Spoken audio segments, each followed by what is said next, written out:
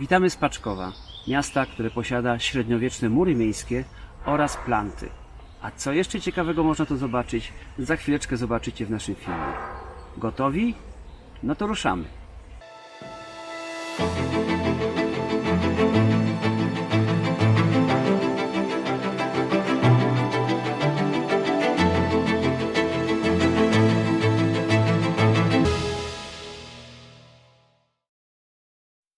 Opowieść o 7-tysięcznym Paczkowie to opowieść o mieście granicznym.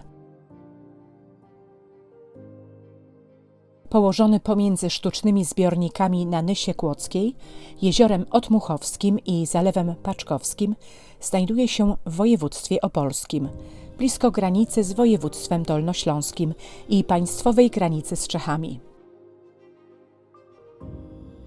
Miasto powstało na surowym korzeniu w 1254 roku jako twierdza broniąca granic stopniowo tworzonego przez biskupów Wrocławia księstwa nyskiego. Próby stworzenia własnego państwa przez biskupów spotykały się z oporem śląskich książąt piastowskich, więc ci pierwsi fortyfikowali swoje ziemie. I tak powstał Paczków, z dala od międzynarodowych szlaków handlowych dla obrony południowo-zachodnich krańców ziem biskupich, z granicą w odległości maksymalnie kilku kilometrów, przebiegającą z 3 stron miasta. Nazwę nowo powstałe miasto przejęło od sąsiedniej wsi, która obecnie nosi nazwę Stary Paczków. Tuż obok miasta powstał pod koniec XIII wieku zamek, ale znajdował się on już za granicą. Ufundował go książę świdnicki Bolko I jako przeciwwaga dla Paczkowa. Gdy w XV wieku mieszczanie Paczkowa wykupili ziemię, na których leżał zamek, to go wyburzyli. W miejscu, gdzie miał się znajdować, zwanym Kocią Górką lub Górką Zamkową, do dziś nie znaleziono po nim śladów. Paczków został lokowany wzorem innych miast księstwa nyskiego na prawie flamandzkim. Powstał na planie owalu z centralnym, wydłużonym prostokątnym rynkiem. Z narożników rynku i środków dłuższych boków wybiegają ulice połączone dookolną uliczką biegnącą wokół umocnień. Wokół rynku i w zabudowie bloku śródrynkowego obecnie wznoszą się kamienice, które reprezentują różnorodne style – renesansowy, barokowy i klasycystyczny. Ich dekoracja nie jest przesadnie bogata. Dla barokowych kamienic najbardziej charakterystyczny jest wykrój szczytu. Na jednym z takich szczytów znajdują się inicjały właściciela, które były zawsze aktualizowane. Najstarsze z domów przy rynku pochodzą z początku XVI wieku. Dopiero wtedy, gdy paczkowscy mieszczanie zaczęli się wreszcie bogacić, doszło do stopniowej wymiany zabudowy drewnianej na murowaną. Bardzo długo miasto było pozbawione gospodarczego zaplecza i nieraz było trudno powstrzymać mieszczan przed migracją. Dopiero nadawane od XV wieku przez biskupów przywileje i nadania, między innymi rozległych terenów leśnych, zwanych Paczkowskim Lasem, umożliwiły bogacenie się miastu. Nadeszły lata świetności dla miasta, rozkwitło sukiennictwo i handel. Dzięki zamożności mieszczanie wznosili murowane kamienice. Powstała szkoła, browar, wodociągi, a przede wszystkim powstał ratusz. Powstał on w połowie XVI wieku. Przez stulecia ulegał licznym przebudowom i jedynie wysoka na 45 metrów wieża zachowała swój oryginalny renesansowy charakter. Sam budynek ratusza pochodzi z początku XIX wieku. Od końca XVIII do początku XX wieku pełnił on nie tylko funkcje administracyjne. Sala posiedzeń Rady Miejskiej w tym okresie, do czasu zbudowania odrębnego kościoła, służyła jako sala modlitwy gminie ewangelickiej. Czasy pomyślności Paczkowa to również odbudowa murów miejskich. Zanim jednak powstały mury długie na 1200 metrów i wysokie na 7 metrów, nowo lokowane miasto było bronione konstrukcją ziemno-drewnianą. Umocnienia te nie były dość skuteczne i miasto zostało zajęte w 1318 roku przez zbójników. Kilkanaście lat po tym wydarzeniu biskup Przecław z Pogorzeli otoczył miasto murami, które przez jakiś czas współistniały z umocnieniami ziemnymi. Nowe mury nie zapobiegły kolejnemu zajęciu miasta, tym razem przez oddziały husytów w 1428 roku. Rok później, będące w złym stanie fortyfikacje, zostały częściowo rozebrane. Na początku XVI wieku podjęto decyzję o ich odbudowie. Biskup Jan Turzo przekazał miastu na ten cel kamieniołom. Odbudowa murów była związana z obawami przed najazdem tureckim. I te właśnie mury zachowały się prawie w całości po dziś dzień. Są to jedne z najlepiej zachowanych murów miejskich w Polsce, obok tych w Byczynie.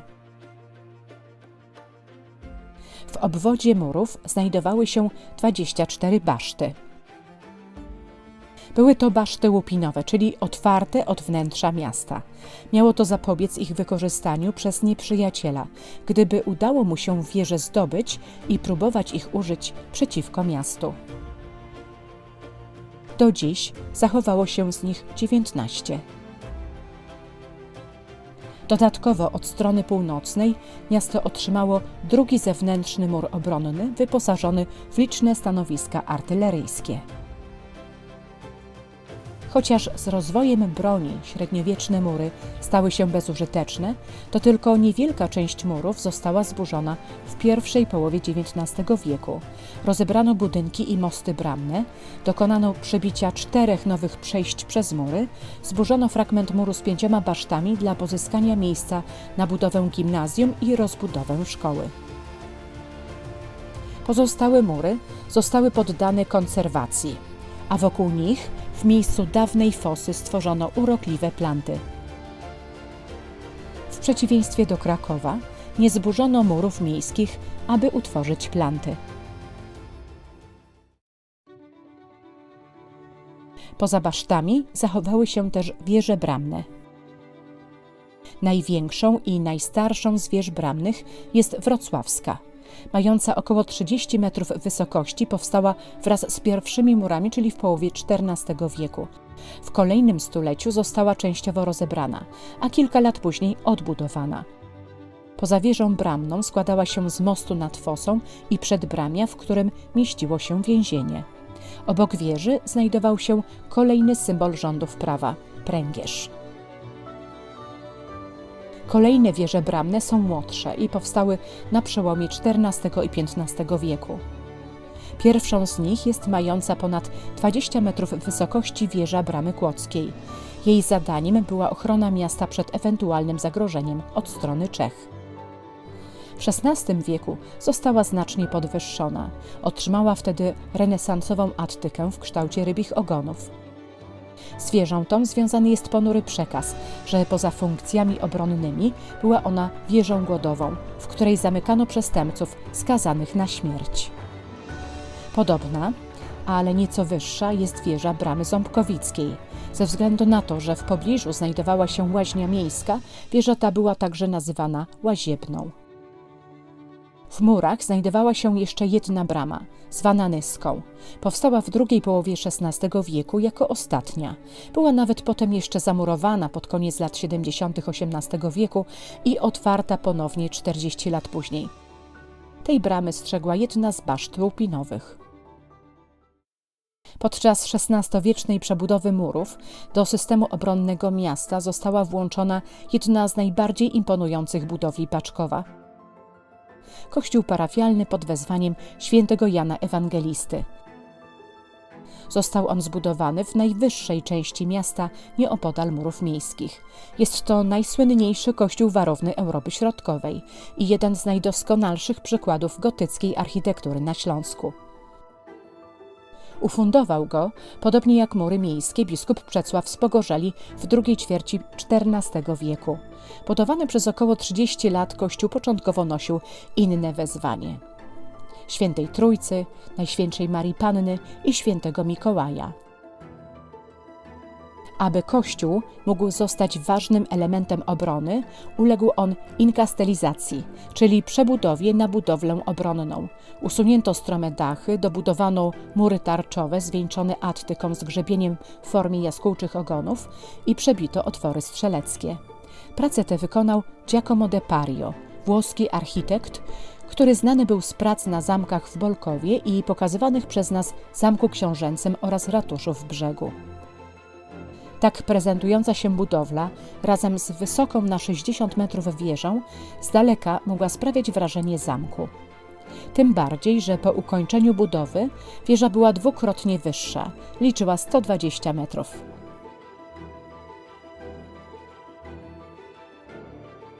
We wnętrzu trójnawowej, halowej świątyni znajduje się niezwykłe urządzenie. To studnia, która miała zaopatrywać obrońców w wodę. Mogła też służyć za schronienie. Nazywana studnią tatarską, jest niezwykle rzadkim przykładem studni wewnątrz obiektu sakralnego. Poza studnią i bogatymi, różnorodnymi formami sklepienia, w tym rzadkiego na Śląsku sklepienia sieciowego w prezbiterium, jednym z najcenniejszych zabytków jest renesansowy ołtarz w XV-wiecznej kaplicy Najświętszej Marii Panny. Został on wykonany z jednego kawałka piaskowca i jest jednym z największych tego rodzaju w tej części Europy. Jednak nawet tak potężne umocnienia nie mogły uchronić miasta przed wojnami i tragicznymi konsekwencjami. Kres świetności miasta położyła szczególnie wojna 30-letnia. Miasto i okolice były zdobywane i plądrowane przez wojska szwedzkie, ale też cesarskie. Wyludnione miasto było przekształcane przez wrogie armie w twierdzę. W tamtym okresie pojawiło się powiedzenie: szukaj mnie w Paczkowie, czyli ukrywaniu się w wyludnionym miejscu, gdzie trudno znaleźć człowieka. Po zdobyciu miasta przez kolejne wojska austriackie, pruskie i francuskie, Paczków znalazł się pod panowaniem Prus, które zlikwidowały księstwo nyskie. Oprócz wojen miasto ucierpiało od licznych klęsk naturalnych: głodu, wielkiego pożaru, zarazy oraz powodzi. Ożywienie gospodarcze miasta nastąpiło w połowie XIX wieku. Już w latach 30. tego stulecia pojawiły się nowoczesne latarnie, powstała fabryka zapałek, a uruchomienie linii kolejowej pozwoliło na ponowne otworzenie młynów, garbarni, browaru, otwarcia fabryk świec, mydła i wielu innych.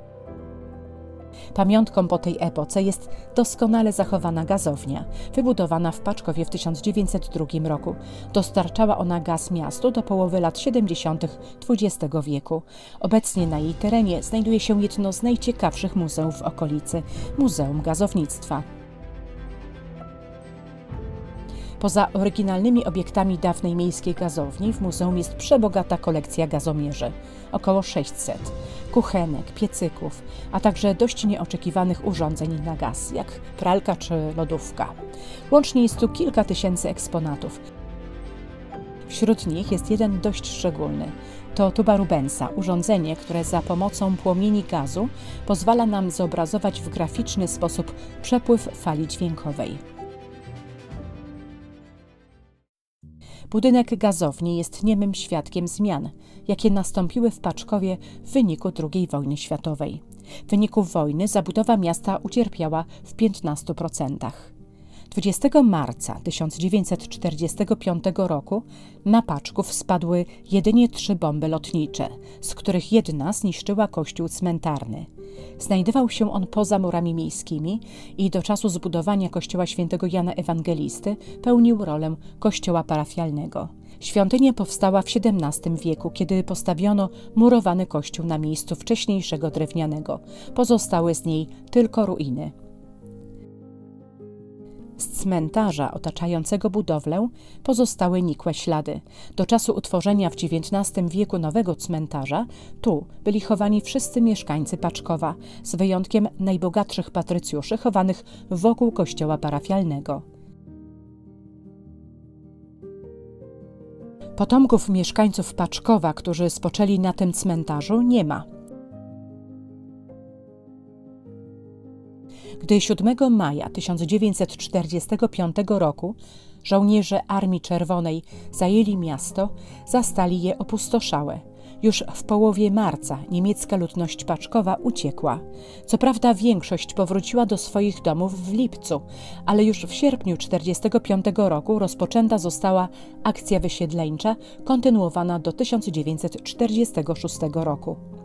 Stopniowo w ich miejsce przybywali Polacy, wysiedleni ze swoich domów na Kresach, ale także i osadnicy z różnych części Polski. Rozpoczął się nowy rozdział w historii miasta, które nadal pozostało miastem przygranicznym, najpierw z Czechosłowacją, a obecnie z Czechami. Las Paczkowski, który należał do miasta i był jednym ze źródeł pomyślności w dawnych wiekach, od 1945 roku znajduje się po drugiej stronie granicy. A jak bardzo zmienił się Paczków przez ostatnie 150 lat? Aby się o tym przekonać, zapraszamy Was na kolejną podróż w czasie i przestrzeni, na spotkanie ze zdjęciami mieszkańców i dawnymi widokami miasta. W podróż tę wyruszymy sprzed domu przy ulicy Staszica, dawnej Wallstrasse. To tu, na przełomie XIX i XX wieku, prowadził swój zakład Hermann Brauner.